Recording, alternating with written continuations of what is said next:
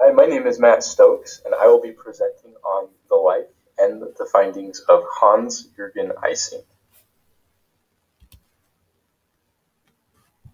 We're going to start by talking about some important events in Eysenck's life, and you will later see how these experiences influenced his own personality, as well as how some of the behaviors that he displayed in his early school years were related to these experiences.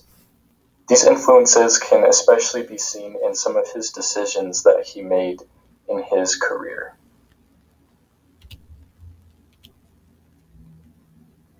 Eysenck was born in Berlin, Germany, right around the start of the increased tensions in Europe, particularly with that of the Nazi Party. He was born into a family of performers. His mother was an actress, and his father was a nightclub entertainer. And his theatrical family background extends even to that of his grandmother, whom was an actress and singer herself. He described his relationship with his parents as being somewhat apathetic. There was little emotional connection between him and his parents, and his parents were somewhat neglectful towards Eysenck. He didn't see them very often, and because of this, Eysenck didn't receive a lot of discipline, so he was kind of free to behave in whatever ways he wanted to. And because of this, he was kind of left to figure out the process of growing up on his own.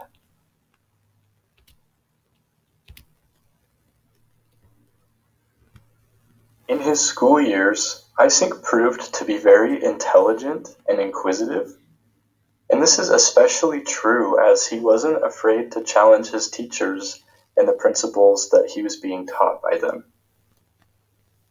After he had completed his secondary schooling, he left Germany due to his resentment towards the Nazi Party, especially after being told that he would have to join their secret police force. He fled to London at the age of 18 and attempted to enroll in the physics program at the University of London.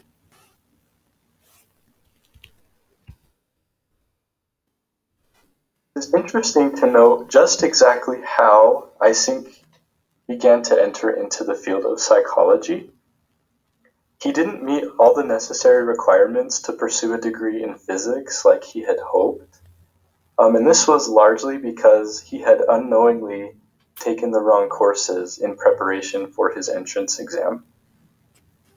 He came into the study of psychology by chance, without really knowing what psychology even was.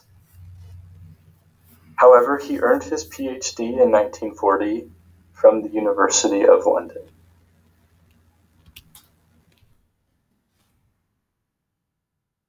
After earning his PhD, Eysenck had ambitions of joining the Royal Air Force, but he was denied because of his German nationality and for fear of being a spy. However, he went on to treat patients with various psychological symptoms at Mill Hill Emergency Hospital. There he was appointed as senior research officer, and some of his first research involved studying 700 soldiers with various neurotic symptoms.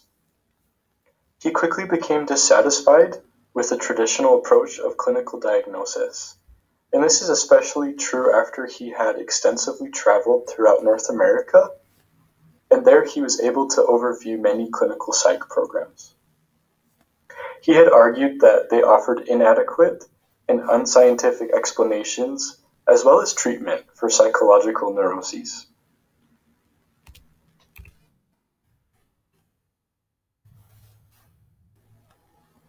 After World War II had ended, Eysenck became director of the psychology department at Maudsley Hospital.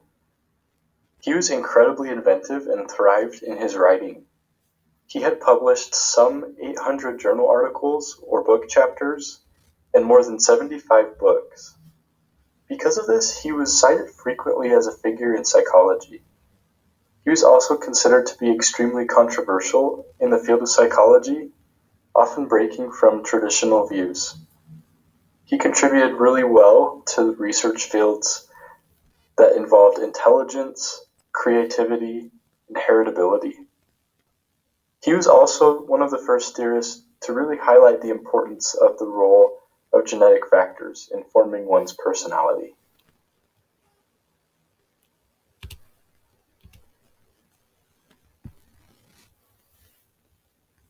Before we begin talking about Eysenck's factor theory, it's really important to understand some of the foundational roots that have influenced some of his ideas.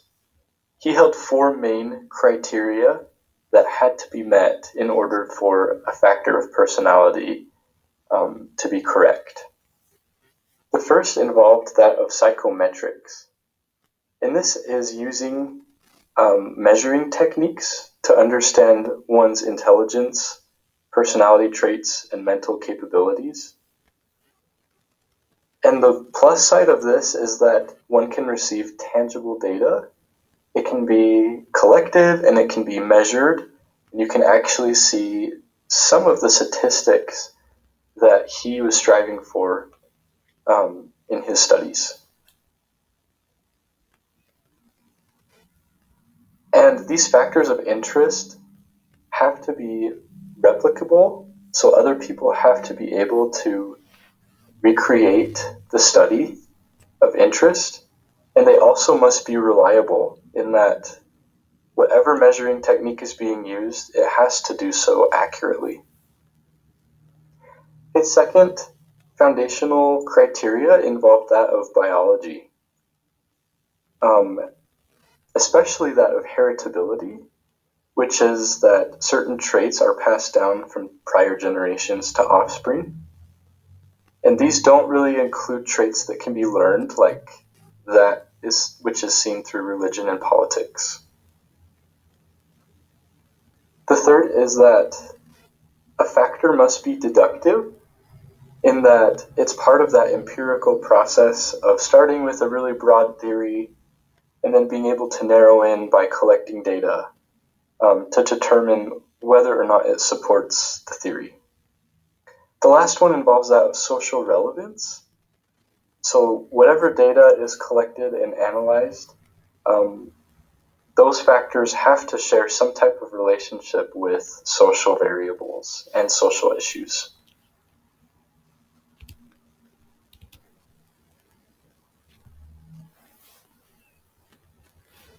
This figure represents Eysenck's hierarchy of behavioral organization, and this is a model that is used to organize specific behaviors, habits, traits, and types into different levels.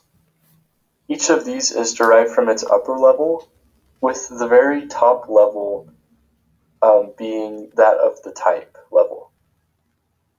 He proposed that types, also known as superfactors, were interrelated personality traits, and that these are the most broad descriptions used for parts of one's personality. Underneath that, we have traits, and these are what Eysenck described as some of the long-standing behavioral tendencies or predispositions that people have. He used factor analysis to measure habitual responses from traits. With regards to habitual responses, these are behavioral reactions that are consistent under the same conditions. So they're somewhat semi-permanent and more long-term.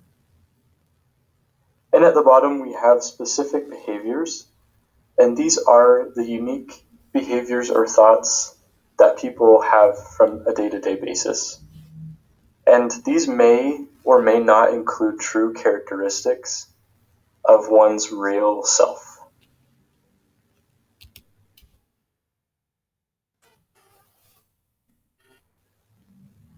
Some of these levels of the hierarchy can be kind of hard to understand, and I really liked the textbook's example of that of a student. So I'm going to talk a little bit about how that applies to Eysenck's hierarchy. With regards to specific behaviors that are on the bottom of the hierarchy, this can include a student that is tasked with reading a certain amount of chapters for a class. The habits come into play as the student continues to study consistently every day until they finally have finished their assigned reading. The traits are involved as a student has a persistent type of trait in completing the schoolwork, and persistence is a really good example of that. And then the types include the most broad description of one's personality. So this can include if a student is experiencing shyness or inadequacy, maybe even inferiority. All of these would fall underneath a more broad personality type, which is that of introversion.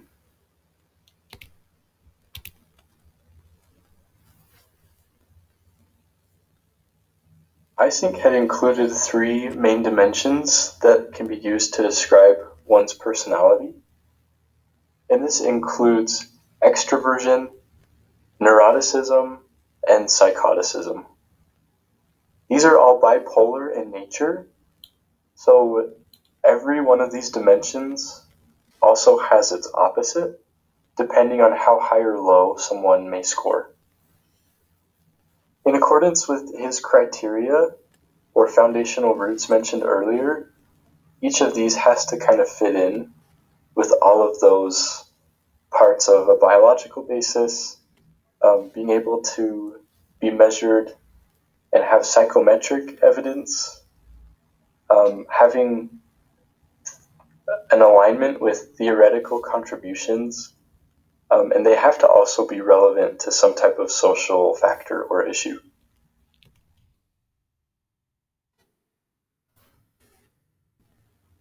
The first personality dimension that we're going to talk about is extroversion.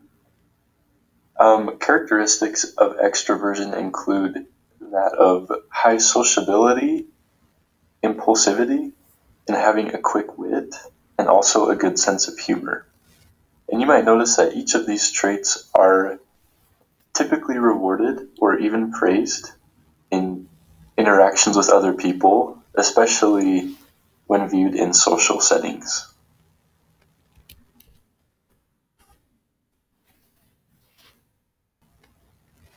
The bipolar factor of extroversion is introversion, and these characteristics are some of the typical ones that you might think of when you think of the word introversion. And this includes things like being shy, more quiet and reserved in nature, being more thoughtful, and passive.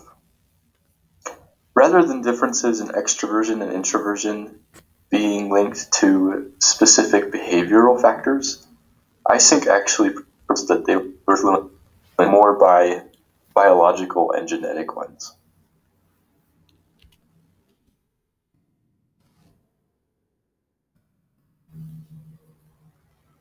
Eysenck had suggested that there were biological explanations for many of the divisions between his personality dimensions and their polar opposites.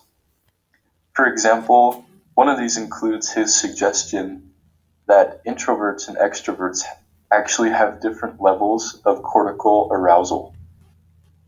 He proposed that extroverts have higher sensory thresholds, which leads to lessened responses in stimuli. In other words, it takes more of a stimuli to reach the threshold because of lower cortical levels that respond to the stimuli.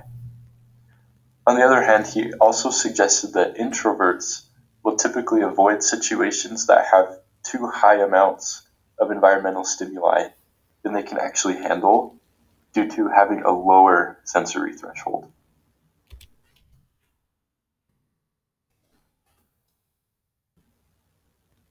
The next personality dimension that we will talk about is neuroticism, and this can best be described as that of emotional instability.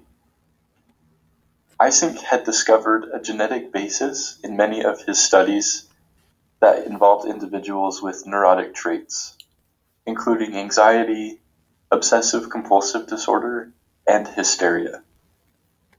In twin studies, which we will talk more about later, he had found a strong genetic resemblance of many of these traits. Those with high neurotic scores tend to over-exaggerate their emotions, and they often struggle to return to their normal emotional state. And it's important to note that neuroticism does not necessarily imply a distressful psychological disorder. People can still maintain positive psychological health while having a high score in neuroticism.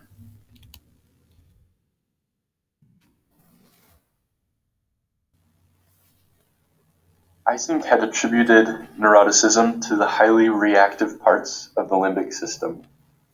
These are the structures of the brain that are responsible for emotional and behavioral responses. He also supported what was called the diathesis stress model, which you can see in this figure here. And this model holds that some people are more susceptible to illnesses because of genetic predispositions. And as these predispositions interact with stressors in the environment, they can lead to neurotic disorders. Those with high scoring neuroticism are more likely to suffer from these neurotic reactions, even if they're only exposed to a small amount of stress. So you'll see here in the graph, those that have a high predisposition for a disorder, it only takes a small amount of stress before the disorder is actually manifested in that person.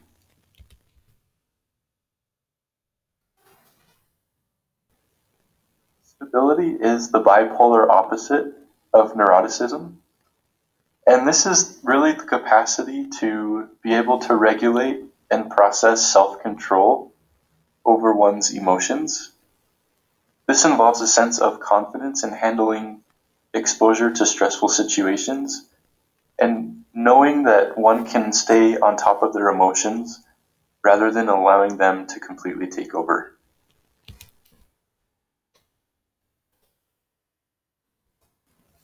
It is also interesting to notice that many of these characteristics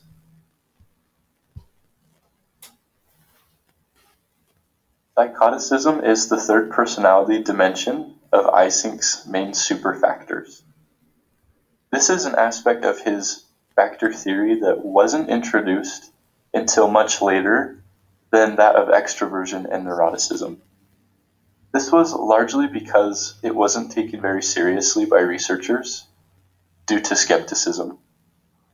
And it wasn't really until the 1990s or the mid-1990s until individuals began to really consider its important influence in personality.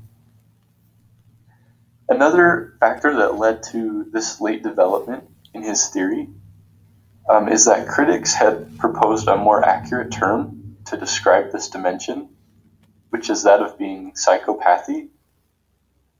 And if you think of the word psychopathic, it is used to describe individuals who have impaired empathy, as well as that of some antisocial tendencies. So they tend to withdraw from any type of social interaction with others. Those with high psychopathic scores are characterized by being more cold and distant, very difficult to embrace, egocentric with a focus on the self and the lack of understanding other people's perspectives, being hostile, rebellious, aggressive, antisocial, and some of those psychopathic traits that we had just talked about.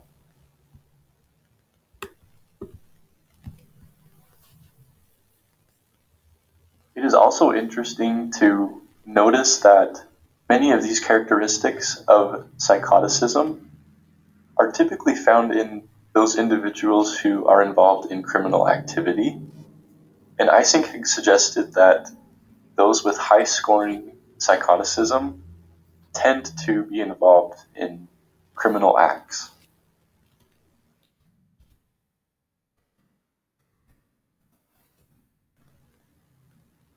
The bipolar opposite of psychoticism is what Eysenck referred to as the superego. And the superego is basically being able to maintain one's own impulses. So being able to demonstrate self-control over the impulsive inclinations we have to perform certain behaviors. Eysenck proposed that those with high scores for psychoticism have a higher predisposition to fall to the negative effects of stress that contribute to psychotic illness. And so, as we saw with the diathesis model of stress a few slides back, this is also applicable with that of psychoticism. Those with psychoticism may continue to experience normal functioning when they're exposed to just a little bit of stress. And those with low psychotic scores will actually fight against stress in order to avoid any type of breakdown.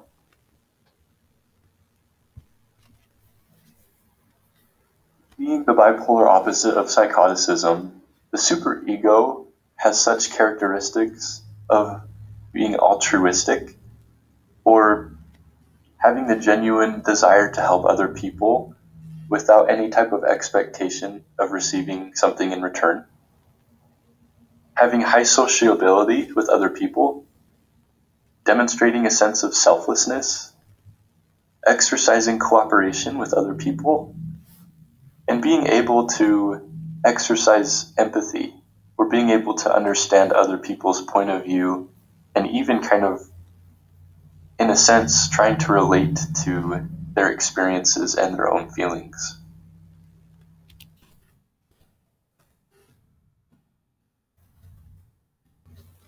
I had suggested that temperaments contain a strong basis for evidence that there is a genetic predisposition for personality development. He had defined temperament as the biologically predisposed ways that individuals behave.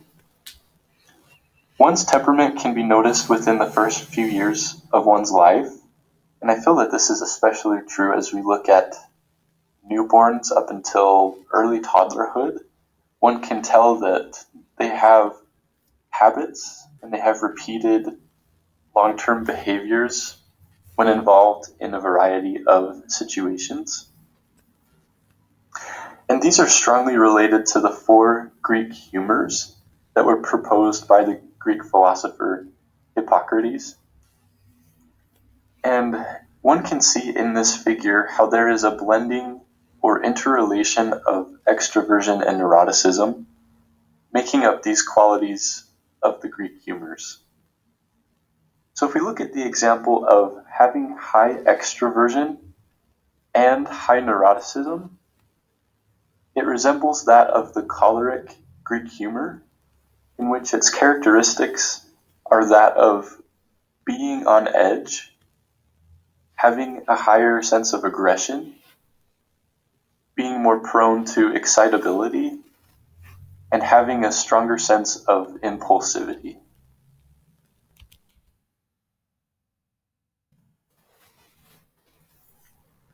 Eysenck had developed many useful psychometric methods that helped individuals better understand personality differences among individuals, and these were all in relation to his theories. So over his life, he had developed 4 ultimate models, and each of these had evolved from its previous edition.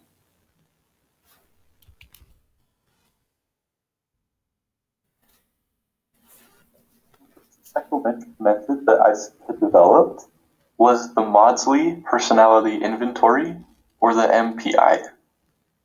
This was a questionnaire that included questions such as, do you limit your acquaintances to a select few? These were questions that were aimed in measuring extroversion and neuroticism. However, this model only assessed neuroticism and extroversion, and Eysenck found that there were only a few slight correlations between these 2 factors, which led him to develop a second psychometric method. This second one was called the Eysenck Personality Inventory, or the EPI. Again, this was a questionnaire that had evolved from the previous MPI. However, this psychometric method contained a scale to assess one's lying or faking. So this score was out of 9, and it was used to measure how socially desirable one attempts to be, or how good they want themselves to look, versus whether or not their answers were truthful. And something important about the EPI was that it was actually able to measure neuroticism and extroversion as independents. So rather than being combined together, they were actually measured as separate parts of one's personality.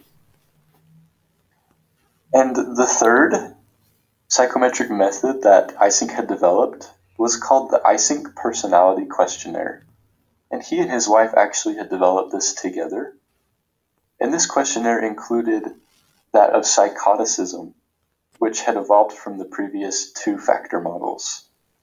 So you might remember that it took a little bit later for psychoticism to be introduced into Eysenck's 2-factor theory.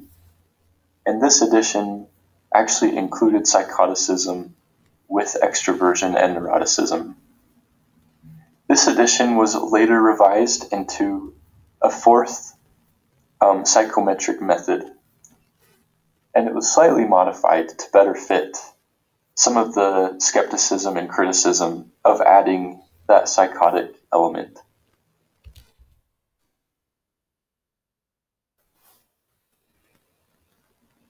Many of the parts of Eysenck's theory had a strong biological basis.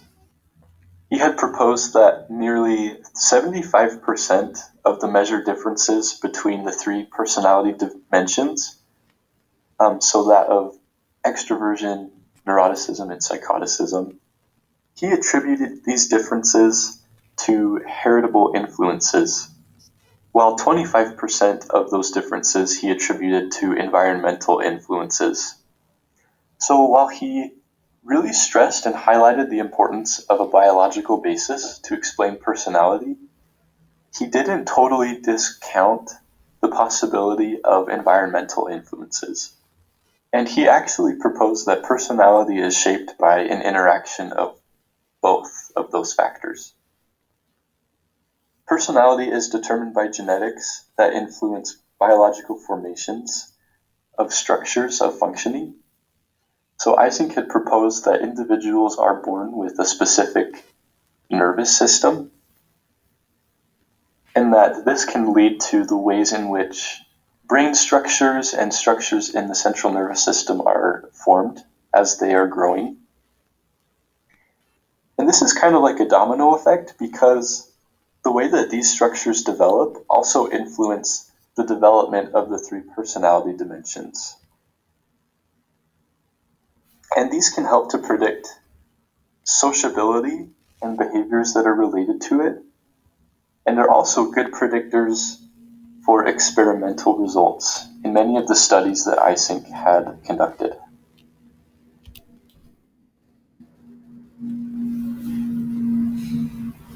One of the strongest pieces of evidence that is used to support Eysenck's theory for a biologically driven development of personality involves that of twin studies.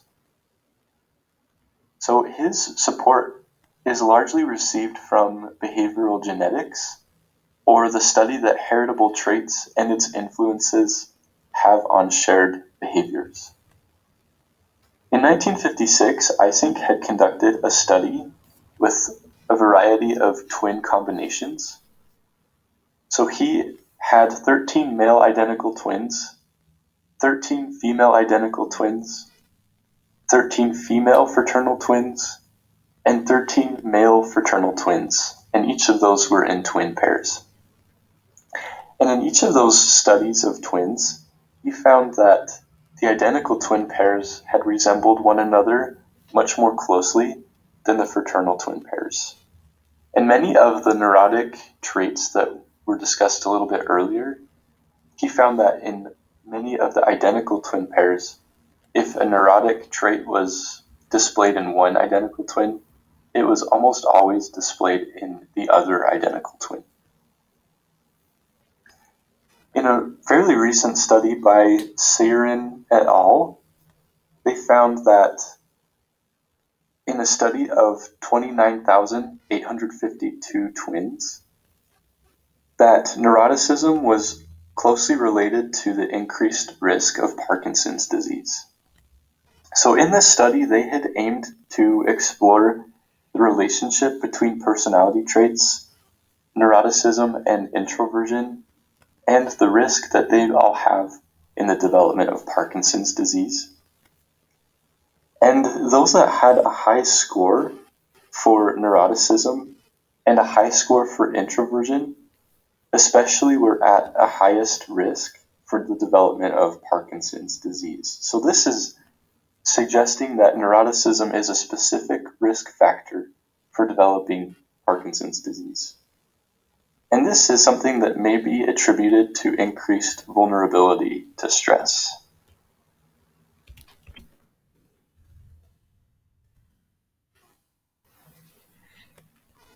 So as we have learned about Eysenck's factor model of personality, we can see how his theories have really narrowed in from the broad philosophical explanations for personality and kind of focused more on the empirically based evidence for some of these influences, specifically that of biological predispositions and the influences that biology has in shaping one's personality. This being said, if you were to add a fourth or fifth factor of Eysenck's factor model of personality, what would they be? If you feel that they would best enhance his three existing dimensions of personality, how do you think they would enhance them? I'd really be interested to hear some of your thoughts on this.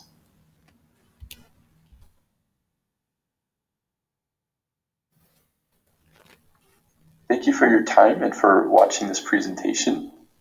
Here are the list of references that I used in finding a lot of the information about Eysenck.